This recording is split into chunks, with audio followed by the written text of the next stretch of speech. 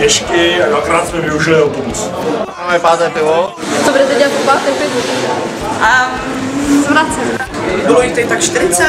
Ať si koupím žádný vody, ty vole, koupil ty vole. Vím o tom, že se zebleju, ale chci se zúčastnit a chci být mezi top 15. Taky padlilo. Každopádně tady to už je veliký boj.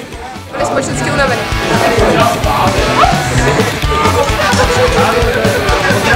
Jaký to bylo? Místě s nejlepším časem!